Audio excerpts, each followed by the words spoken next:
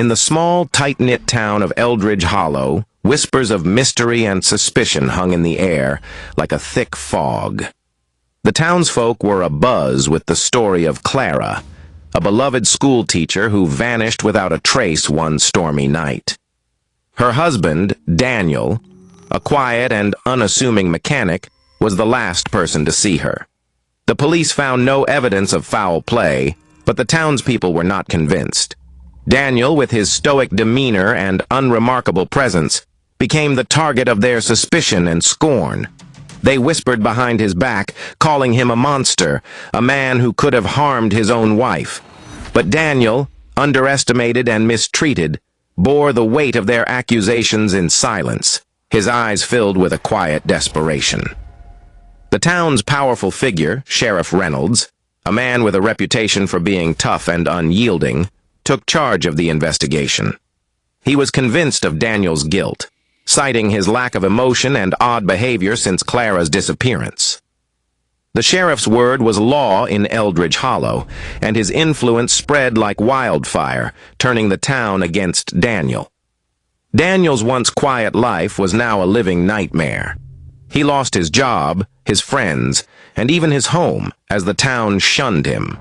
But Daniel knew he was innocent, and he clung to the hope of finding Clara, believing that the truth would set him free. As days turned into weeks, Daniel's life became a relentless struggle. He was hounded by the media, harassed by the townspeople, and constantly watched by the sheriff. Yet, amidst the chaos, a glimmer of hope appeared. A young journalist named Emily, new to the town and eager to prove herself, took an interest in Daniel's case. She saw something in him that others didn't, a man broken by circumstance, not guilt. Emily began to investigate on her own, driven by a sense of justice and a desire to uncover the truth. Her investigation led her to Clara's past, unearthing secrets that the town had long buried. Emily discovered that Clara had been involved in a heated dispute with a powerful local businessman, Mr. Harrington, over a piece of land she refused to sell. The land was rumored to hold a secret that could ruin Harrington's empire. As Emily dug deeper, she found evidence of threats and intimidation, painting a picture of a woman caught in a dangerous game. But Harrington had an alibi, and the evidence was circumstantial at best. Despite this, Emily was convinced that Harrington was involved, and she shared her findings with Daniel. The tension reached a boiling point when Emily and Daniel confronted Harrington at his lavish mansion. The confrontation was tense, filled with accusations and denials. Harrington, a man used to getting his way, was unperturbed, dismissing their claims with a smug confidence. But Emily was relentless, and her persistence paid off. She noticed a small detail, a photograph on Harrington's desk that showed him with Clara, a look of fear in her eyes. It was the breakthrough they needed. With this new evidence, Emily and Daniel went to Sheriff Reynolds, hoping to convince him to reopen the case. But the sheriff, blinded by his own prejudice and the influence of Harrington, refused to listen. Frustrated but determined, Emily decided to take matters into her own hands. She leaked the story to the press, sparking a media frenzy that put pressure on the authorities to act. The town was divided, some supporting Daniel and Emily, while others clung to their suspicions. The turning point came when a witness came forward, a former employee of Harrington who had been too afraid to speak out before. The witness revealed that Harrington had orchestrated Clara's disappearance, framing Daniel to protect his interests. The revelation sent shockwaves through Eldridge Hollow, shattering the illusion of safety and justice. The town turned on Harrington, and the once powerful man found himself facing the wrath of the community he had once controlled. Sheriff Reynolds, faced with the truth, was forced to confront his own mistakes. He apologized to Daniel and vowed to make amends. With the evidence mounting, Harrington was arrested, and the search for Clara intensified. The town, united in their quest for justice, rallied behind Daniel and Emily, their faith in the system restored. In the aftermath, Eldridge Hollow began to heal, but the scars of the ordeal remained. Daniel, though vindicated, was left with the pain of losing Clara and the trauma of being falsely accused.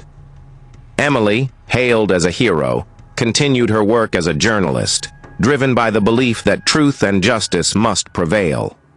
The town learned a valuable lesson about the dangers of prejudice and the power of unity. As Daniel and Emily set out to find Clara, they received an anonymous tip leading them to a remote cabin deep in the woods. The tip was vague, but it was their only lead. With a sense of foreboding, they arrived at the cabin, only to find it empty. But as they searched the premises, they discovered a hidden room, its door slightly ajar. Inside, they found a diary belonging to Clara, filled with entries that hinted at a dark secret. The final entry, dated the day of her disappearance, ended with a chilling sentence: "I know the truth, and it will set me free." The words echoed in the silence, leaving Daniel and Emily with more questions than answers. What was the truth Clara had uncovered?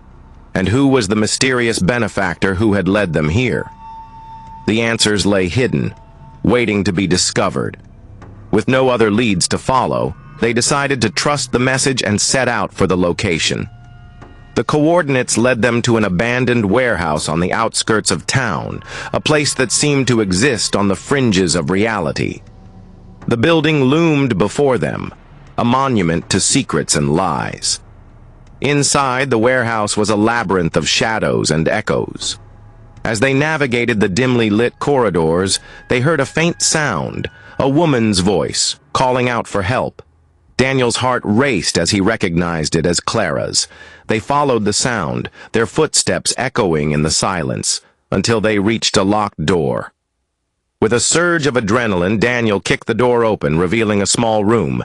There, tied to a chair, was Clara, her eyes wide with fear and relief.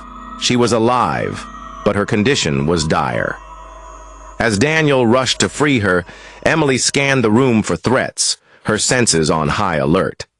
Just as they were about to escape, a figure emerged from the shadows. Mr. Harrington, his face twisted in a sinister smile. He had been using Clara as leverage, hoping to force Daniel into silence. But his plan had backfired. Clara, though weakened, was defiant.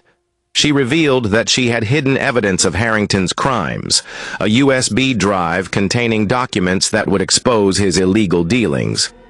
Harrington, desperate and cornered, lunged at Daniel, but Emily intervened, using her self-defense training to subdue him. With Harrington restrained, Daniel and Emily called the police, who arrived swiftly thanks to Emily's earlier tip-off. As the sun rose over Eldridge Hollow, the town awoke to the news of Harrington's arrest and Clara's return. The community, once divided, came together in celebration, grateful for the courage and determination of those who had refused to give up. Clara was reunited with Daniel, their bond stronger than ever, forged in the fires of adversity. As the town celebrated, a new mystery began to unfold.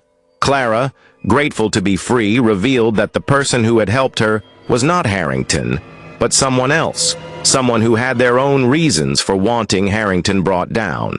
The identity of this mysterious benefactor remained a secret, but Clara promised to reveal all once she was sure it was safe.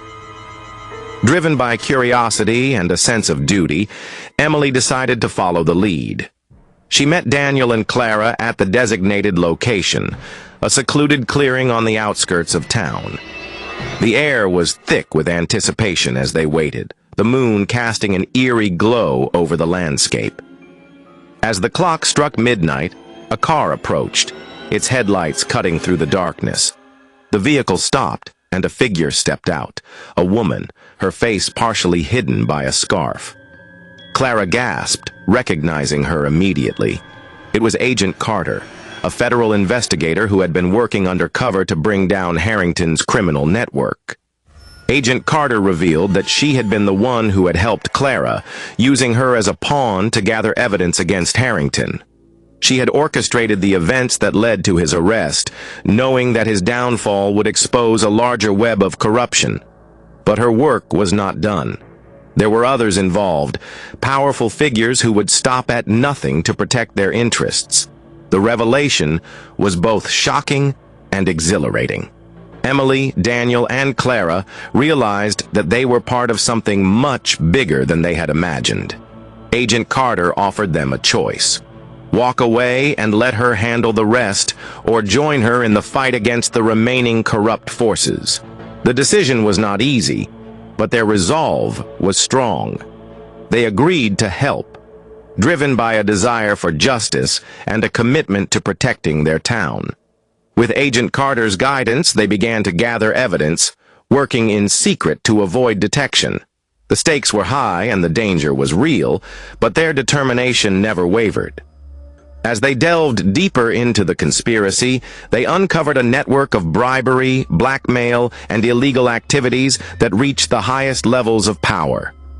The investigation was a roller coaster of emotions, filled with moments of doubt and triumph. But through it all, the bond between Daniel, Emily, and Clara grew stronger, forged in the shared struggle for justice. They faced many challenges, but their efforts paid off. With the evidence they gathered, Agent Carter was able to dismantle the criminal network, bringing those responsible to justice. As the dust settled, a new threat emerged. One of the corrupt figures, a powerful and vengeful man named Victor, escaped capture and vowed to make those who had ruined his plans pay.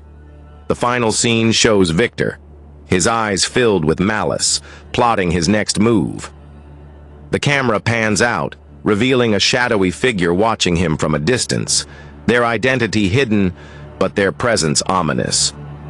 The warehouse was a labyrinth of dark corridors and echoing chambers.